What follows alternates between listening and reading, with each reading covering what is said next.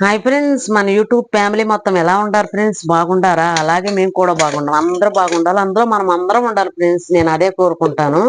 అలాగే ఈ రోజు వచ్చేసి ఏంటబ్బా బెండకాయలు ముందలేసుకుందాం అనుకుంటున్నారా? తాజా తాజా కాయలు ఫ్రెండ్స్. ఈ చెట్టి ఎవరో ఇచ్చారనమాట, చూడండి, కోసినాయి అనమాట ఇప్పుడే. చూడండి, అదే ఫ్రెండ్స్. ప్లీజ్ ప్రతి ఒక్కరు లైక్ చేయండి, షేర్ చేయండి, సబ్స్క్రైబ్ చేసుకోండి. అలాగే ఫ్రెండ్స్, కృష్ణా నదికి వరద వస్తుంది, బాగా బేభత్సంగా ఉంది.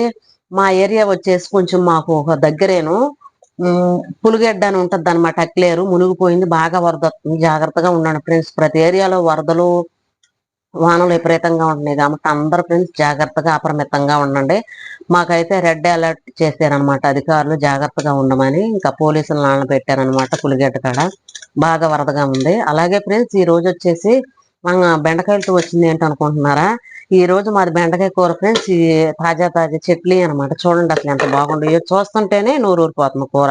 బెండకాయ కూర కొందరికి ఇష్టం ఉండదు అనమాట, ఇది తింటే మంచిది అనమాట కూర వచ్చేసి. అలాగే ఫ్రెండ్స్, బెండకాయలు అప్పుడప్పుడు చట్నీ కోస్తుంటే బంక బాగా ఎక్కువగా ఉంటే కూర కూడా బంకగా ఉంటది కదా. అందరికి ఉపయోగపడుతుంది చిట్కా, అందరూ పాటించండి. ఇలా ముక్కలు కోసేసుకోండి. ఇలా ముక్కలు కోసేసి బాగా ఎడల్పుగా ఉండే గుడ్డ మీద గాని ఒక గిన్నెలో గాని మీ ఇష్టం. అవి ఒక అరగంట ముందర కోసి ఎండ వచ్చింది కదా, ఆ ఎండలో పెడితే ఆ బంక అనేది ఉండదు అనమాట. అందరికి ఉపయోగపడుతుంది ఈ చిట్కా, అందరూ పాటించండి. బాయ్ ఫ్రెండ్స్, మళ్ళీ ఇంకో వీడియోలో కలుద్దాం. అలాగే మా ఇది ఈ రోజు వచ్చేసి బెండకాయ ఫ్రై అనమాట. మీదేంటో కామెంట్ లో పెట్టండి. బాయ్, మళ్ళీ ఇంకో వీడియోలో మళ్ళీ కలుద్దాం.